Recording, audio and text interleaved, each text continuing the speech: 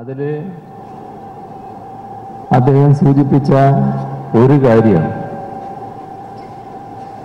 ഇക്കാലത്ത് വളരെ പ്രസക്തമായതാണ്. അത് ഒരു പ്രവചനം എന്ന നിലക്ക് അദ്ദേഹം പറഞ്ഞു വെച്ച ഒരു കാര്യമാണ്. ഈ ഭരണഘടന വികലമായ ആശയമുള്ളവരുടെ കൈകളിൽ എത്തിപ്പെട്ടാൽ ഭരണഘടനാ മൂല്യങ്ങൾ വികലമാക്കപ്പെടും എന്നതായിരുന്നു ഡോക്ടർ അംബേദ്കർ ദീർഘദർശിത്വത്തോടെ അന്ന് പ്രസ്താവിച്ചത്. ഇന്നത്തെ കാലത്ത് മഹാഭൂരിഭാഗം ജനങ്ങളിലും ഉയരുന്ന ആശങ്ക സ്വാഭാവികമായും ഇക്കാര്യത്തിൽ അങ്ങേയറ്റം അസ്വസ്ഥത ഉളവാക്കുന്ന ഒന്നാണ്.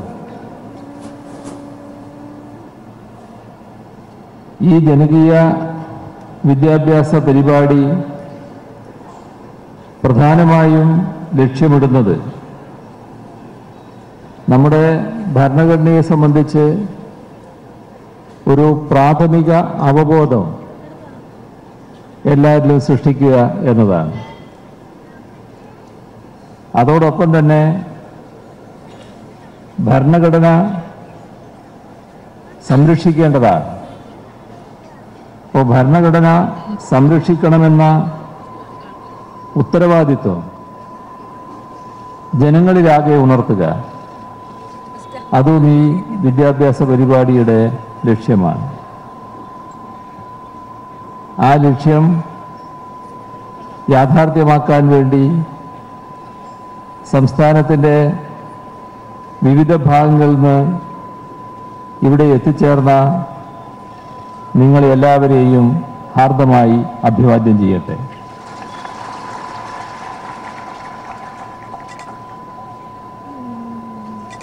ഇന്ത്യൻ ഭരണഘടന കേരളത്തിൻ്റെ കൈകളിൽ ഭദ്രം എന്നാണ് ഇന്നിവിടെ തടിച്ചുകൂടിയ ഈ ജനാവലി വ്യക്തമാക്കുന്നത്. നാം പല വിധത്തിലുള്ള ജനകീയ ഇടപെടലുകൾ നേരത്തെ നടത്തിയിട്ടുള്ള സമൂഹമാണ്. അത്തരം ജനകീയ സംരംഭങ്ങളെല്ലാം വൻപിച്ച തോതിൽ വിജയിപ്പിക്കാനും നമുക്ക് കഴിഞ്ഞിട്ടുണ്ട്. അതിലേറ്റവും എടുത്തു പറയത്തക്ക തന്നെയാണ് സമ്പൂർണ്ണ സാക്ഷരത. അതേപോലെ ജനകീയ ആസൂത്രണം. ഇതൊക്കെ രാജ്യവും ലോകവും ശ്രദ്ധിച്ച കേരളീയ സമൂഹത്തിൻ്റെ വേറിട്ട ഇടപെടലായിരുന്നു. ഇത്തരം കാര്യങ്ങൾക്കെല്ലാം അടിത്തറയായി നിന്നത് നമ്മുടെ ഭരണഘടന തന്നെയായിരുന്നു. ഭരണഘടന മുന്നോട്ട് വെക്കുന്ന പൗരാവകാശങ്ങളുണ്ട്. ആ പൗരാവകാശങ്ങൾ യാഥാർത്ഥ്യമാക്കാൻ ബാധ്യതയാണ് സർക്കാരിനുള്ളത്. അത് പ്രാവർത്തികമാക്കാനാണ് നേരത്തെ ഈ തരത്തിലുള്ള ജനകീയ സംരംഭങ്ങൾ നാം ആവിഷ്കരിച്ചിരുന്നത്. ഇത്തരത്തിലുള്ള ജനകീയ സംരംഭങ്ങൾ ജനങ്ങളുടെ ആകെ പങ്കാളിത്തത്തോടെ വിജയിപ്പിക്കാൻ നമ്മുടെ നാട്ടിൽ കഴിയുന്നത് നമ്മുടെ നാടിൻ്റെ സവിശേഷമായ ചരിത്ര പശ്ചാത്തലം വെച്ചുകൊണ്ടാണ്. അതിലേറ്റവും പ്രധാനം നമ്മുടെ നവോത്ഥാന പ്രസ്ഥാനമാണ്. നവോത്ഥാനവും ഒരു അനൗപചാരിക വിദ്യാഭ്യാസ പ്രക്രിയയാണ് വളർന്നു വന്നിരുന്നത് എന്ന് നാം ഓർക്കണം. ഓരോ സമുദായത്തിനുള്ളിലും അതുപോലെ തന്നെ വിവിധ സമുദായങ്ങൾ തമ്മിലും നിലനിന്നിരുന്ന പലതരത്തിലുള്ള അനാചാരങ്ങളും വിവേചനങ്ങളും അവസാനിപ്പിക്കാനുള്ള ശ്രമം അതൊരു സാമൂഹ്യ ബോധവൽക്കരണ പ്രക്രിയയാണ് രൂപപ്പെട്ടത്. അതിൻ്റെ ഭാഗമായി ബോധമുൾക്കൊണ്ട ജനങ്ങളാണ് അവകാശ പ്രക്ഷോഭങ്ങളിലേക്ക് പിന്നീട് കടന്നു വന്നത്. അങ്ങനെയാണ് നവോത്ഥാന മൂല്യങ്ങളിലൂടെ ആധുനിക കേരളത്തെ സൃഷ്ടിക്കുന്ന നിലയിലേക്ക് നാം എത്തിയത്. ഈ മൂല്യങ്ങൾ കേരളത്തിൻ്റെ അടിത്തറയായി വർത്തിക്കുന്നുവെന്നാണ് പ്രളയകാല അനുഭവം നമ്മെ തെரியപ്പെടുത്തുന്നത്. മാനവികതയിൽ അധിഷ്ഠിതമായ ഈ നവോത്ഥാന മൂല്യങ്ങളെ ഇല്ലാതാക്കാനുള്ള ബോധപൂർവമായ ശ്രമം നമ്മുടെ സമൂഹത്തിൽ നടക്കുന്നത് നാം ഗൗരവമായി കാണേണ്ടതായിട്ടുണ്ട്. അത് ഭരണഘടന മുന്നോട്ട് വെക്കുന്ന പൗരാവകാശ മൂല്യങ്ങൾക്കെതിരെ രാജ്യത്താകമാനം നടക്കുന്ന ചില പ്രവണതകളുടെ ഭാഗവുമാണ്. അപ്പോൾ ഇന്നത്തെ സാഹചര്യത്തിൽ അടിസ്ഥാന സാക്ഷരത പോലെ അനിവാര്യമായ ഒന്നാണ് ഭരണഘടനാ സാക്ഷരതയും. കേരളം സമ്പൂർണ്ണ സാക്ഷരത നേടിയ സംസ്ഥാനമാണ്. സാക്ഷരതാ തുടർ വിദ്യാഭ്യാസ പ്രവർത്തനങ്ങൾക്കായാണ് 1998 LDF സർക്കാർ സാക്ഷരതാ മിഷൻ രൂപീകരിച്ചത്. നിരക്ഷരരെ സാക്ഷരരാക്കാൻ പാർശ്വവൽക്കൃത മേഖലകളിൽ ഉൾപ്പെടെ സാക്ഷരതാ പരിപാടികളും ഇതിൻ്റെ ഭാഗമായി സംഘടിപ്പിക്കുകയുണ്ടായി. അതോടൊപ്പം തന്നെ നവസാക്ഷരർക്കും സ്കൂൾ വിദ്യാഭ്യാസത്തിൽ നിന്ന് ഒഴിഞ്ഞുപോയവർക്കും 12ാം ക്ലാസ് വരെയുള്ള തുടർ വിദ്യാഭ്യാസത്തിനും സാക്ഷരതാ മിഷൻ നേതൃത്വം നൽകുകയാണ്. നല്ല രീതിയിലുള്ള പ്രവർത്തനമാണ് ഇതിലൂടെ സംഘടിപ്പിക്കാൻ കഴിഞ്ഞിട്ടുള്ളത്.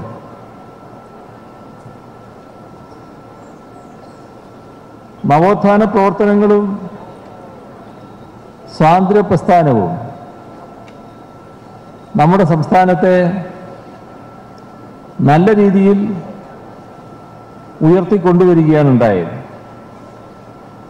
ഒരു പ്രത്യേക രീതിയിലുള്ള അവകാശബോധം നമ്മുടെ സമൂഹത്തിൽ ഉയർന്നു വരികയും ചെയ്തു.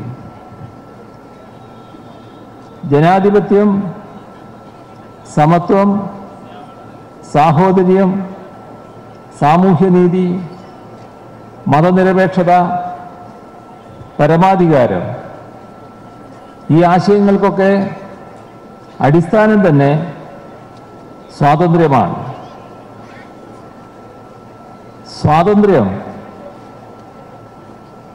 ഇത് പൂർണ്ണമായും യാഥാർത്ഥ്യമാകണമെങ്കിൽ ദലിതർ, ആദിവാസി വിഭാഗങ്ങൾ ഇതുപോലെ പാർശ്വവൽക്കരിക്കപ്പെട്ട നിരവധി വിഭാഗങ്ങൾക്ക് ശരിയായ സ്വാതന്ത്ര്യം അനുഭവിക്കാൻ കഴിയണം.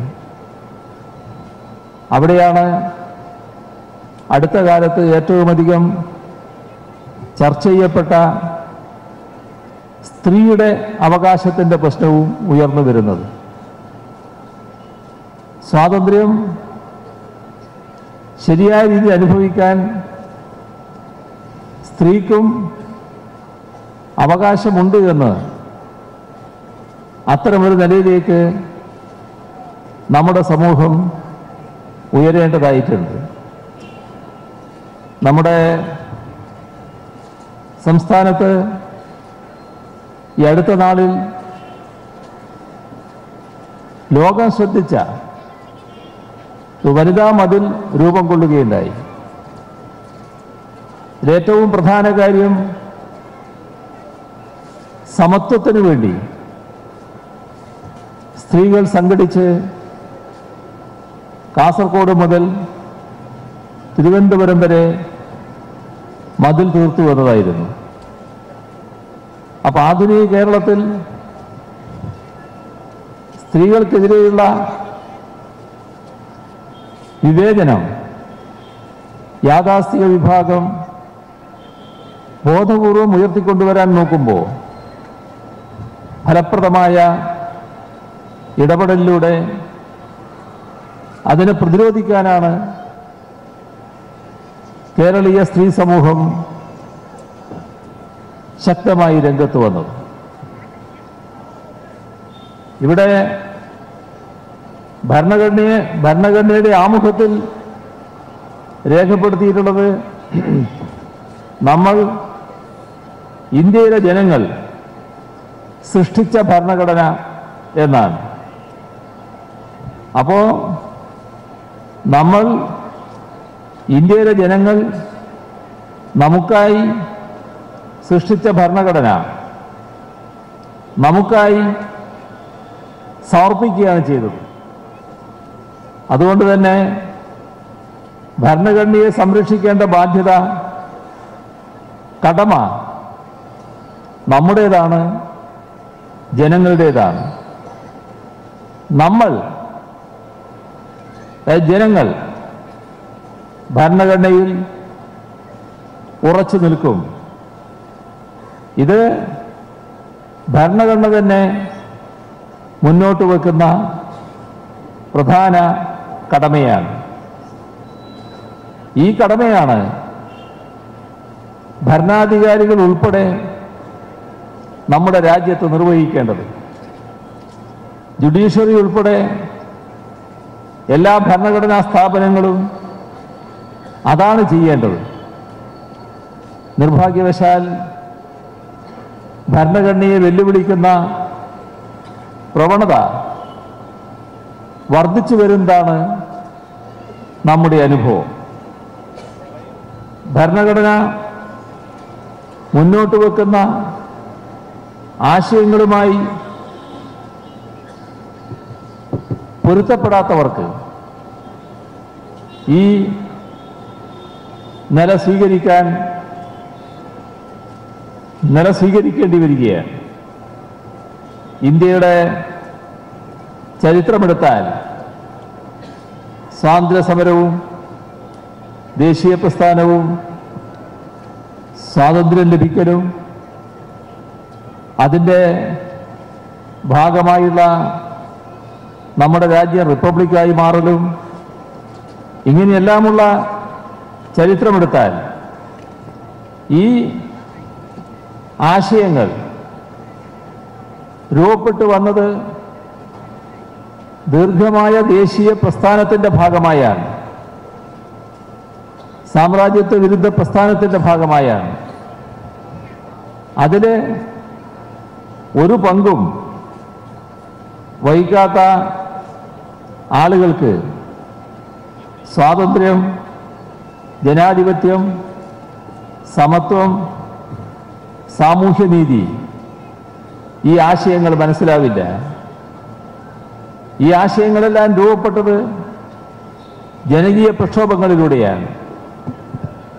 ആ പ്രക്ഷോഭങ്ങളിൽ പങ്കില്ലാത്തവരാണ് ഭരണഘടനയെ ഇപ്പോൾ വെല്ലുവിളിക്കുന്നത്. അവര് നമ്മുടെ രാജ്യത്തെ പഴയ ഇരുട്ടിലേക്ക് കൊണ്ടുപോകാൻ ശ്രമിക്കുകയാണ്. നമ്മുടെ രാജ്യത്ത് നേരത്തെ മനുസ്മൃതി മുന്നോട്ട് വെച്ച വ്യവസ്ഥകൾ നടപ്പാക്കിയ യാഥാസ്ഥിക വിഭാഗമുണ്ടായിരുന്നു.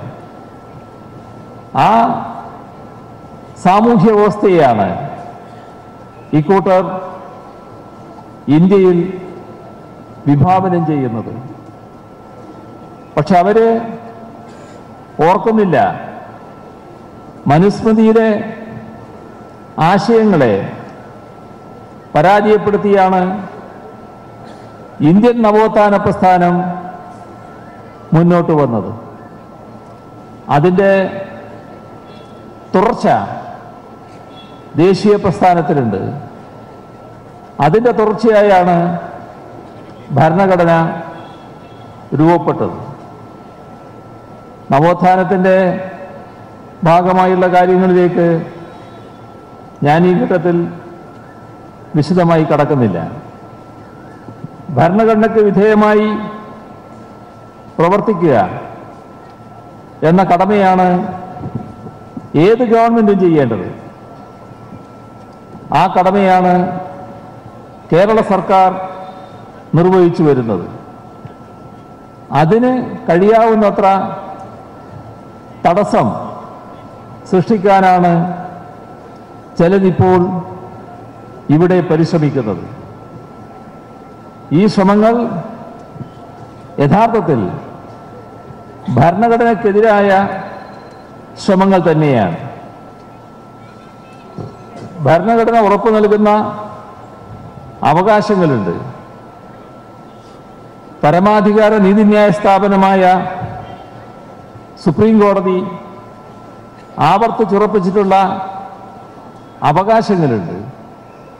ഇവയൊക്കെ നിഷേധിക്കാനാണ് ഈ യാഥാസ്ഥിക വിഭാഗം ശ്രമിക്കുന്നത്. സ്ത്രീ സമത്വം അടക്കമുള്ള അവകാശങ്ങൾ ധ്വംസിക്കാൻ അക്രമാസക്തമായ നീക്കങ്ങളാണ് നടക്കുന്നത്. ഇത് സാധാരണ നിലയിലൊരു പ്രക്ഷോഭമായി കണക്കാക്കാൻ പറ്റില്ല. പ്രക്ഷോഭങ്ങൾ, ജനാധിപത്യപരമായ പ്രക്ഷോഭങ്ങളുണ്ട്. എന്നാൽ നമ്മുടെ സമൂഹത്തിൽ ഭരണഘടനാ മൂല്യങ്ങളെയും സുപ്രീം കോടതി ആവർത്തിച്ചുറപ്പിച്ചിട്ടുള്ള അവകാശങ്ങളെയും നിഷേധിക്കുന്നതിന് വേണ്ടി കഴിഞ്ഞ ദിവസങ്ങളിൽ നടന്ന പ്രക്ഷോഭങ്ങൾ ജനാധിപത്യ വിരുദ്ധമാണ്, ഭരണഘടനാ വിരുദ്ധവുമാണ്. നിർഭാഗ്യവശാൽ ഭരണഘടനാ തത്വങ്ങൾക്കെതിരെയും സുപ്രീം കോടതി വിധിക്കെതിരെയും നടത്തുന്ന ഇത്തരം പ്രക്ഷോഭങ്ങളെ ചിലരെങ്കിലും പ്രകീർത്തിക്കുന്ന നില നാം കാണുകയാണ്. ഇവിടെ ഒരു പ്രത്യേക കാര്യം പ്രത്യേകമായി തന്നെ നാം ശ്രദ്ധിക്കണം. വിശ്വാസത്തെയും ആചാരത്തെയും മറയാക്കി സ്ഥാപിത താൽപര്യക്കാർ ഭരണഘടനയാണ് അട്ടിമറിക്കാൻ ശ്രമിക്കുന്നത്. അതിനെയാണ് അതിമഹത്തായ രീതിയിൽ സ്ത്രീകൾ തന്നെ മുന്നോട്ട് വന്ന് ചെറുക്കുന്ന നിലയുണ്ടായത്. ഭരണഘടനയെ മനസ്സിലാക്കാത്തവർക്ക് സ്വാതന്ത്ര്യത്തെയും അവകാശത്തെയും മനസ്സിലാക്കാനാവില്ല. ഇത് മനസ്സിലാക്കാൻ കഴിയാത്ത അവസ്ഥയിൽ തന്നെ ഒരു ജനതയെ തന്നെ തളച്ചിടാനാണ് ദേശീയ തലത്തിൽ പലപ്പോഴും അധികാരികൾ തന്നെ ശ്രമിക്കുന്നത്. അപ്പോൾ ഇത്തരം കാര്യങ്ങൾക്കെതിരെയുള്ള പോരാട്ടങ്ങൾ ശക്തമായി ഉയർന്നു വരണമെങ്കിൽ ഭരണഘടന തങ്ങൾക്ക് എന്തെല്ലാമാണ് അനുവദിച്ച് തന്നിട്ടുള്ളത് അത് സംബന്ധിച്ച ബോധം ശക്തമാകണം. ദളിതർക്കും സ്ത്രീകൾക്കും ന്യൂനപക്ഷങ്ങൾക്കും ഭരണഘടന അനുവദിക്കുന്ന അവകാശങ്ങളും സ്വാതന്ത്ര്യങ്ങളും നിഷേധിക്കുകയാണ്.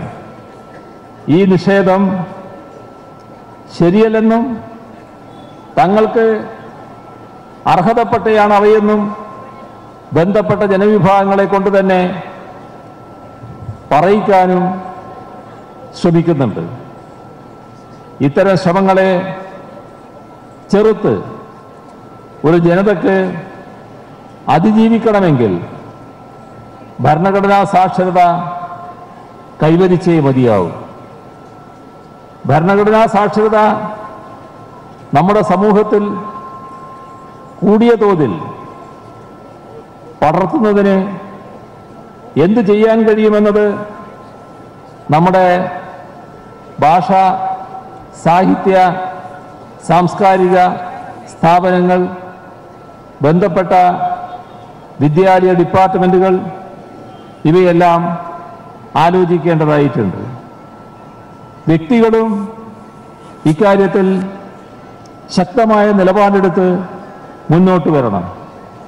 അതിലൂടെ മാത്രമേ ഭരണഘടനാ ധ്വംസനത്തിനുള്ള വ്യഗ്രത അവസാനിപ്പിക്കാനാവും. ഇതെല്ലാം ഭരണഘടനയെ തന്നെ ഇല്ലാതാക്കാനുള്ള ശ്രമങ്ങളാണ്. ഈ ശ്രമങ്ങളെ നവോത്ഥാന പാരമ്പര്യമുള്ള നമ്മുടെ നാട് കേരളം പരാജയപ്പെടുത്തുമെന്ന കാര്യത്തിൽ സംശയമില്ല. ഇക്കാര്യത്തിൽ ശരിയായ നിലപാട് സ്വീകരിച്ച് ഈ ആശയം പ്രചരിപ്പിക്കുന്നതിൻ്റെ ഭാഗമായി ഇവിടെ എത്തിച്ചേർന്ന നിങ്ങളെ എല്ലാവരെയും ഹാർദമായി അഭിവാദ്യം ചെയ്തുകൊണ്ട് ഈ പരിപാടിയുടെ ഔപചാരികമായ ഉദ്ഘാടനം നിർവഹിച്ചതായി അറിയിക്കുന്നു. ഭരണഘടനാ സംരക്ഷണ യജ്ഞം ഉദ്ഘാടനം ചെയ്തത് മുഖ്യമന്ത്രി സംസാരിക്കുകയായിരുന്നു. ഭരണഘടന സംരക്ഷിക്കപ്പെടണം, അത് ഓരോ ജനങ്ങളുടെയും ഉത്തരവാദിത്തമാണെന്നും ഭരണഘടനയ്ക്ക് ഊന്നൽ നൽകണമെന്നും മുഖ്യമന്ത്രി സംസാരിച്ചു. മാത്രമല്ല വിദ്യാഭ്യാസ മേഖലയിൽ വികസനത്തിനും ഭരണഘടന ഊന്നൽ നൽകുമെന്നും മുഖ്യമന്ത്രി സംസാരിച്ചു. മാത്രമല്ല ശബരിമല വിഷയത്തിൽ പ്രതിഷേധവും പ്രക്ഷോഭങ്ങളും നടത്തിയത് ഭരണഘടനാ വിരുദ്ധമാണെന്നും മുഖ്യമന്ത്രി പ്രതികരിച്ചു.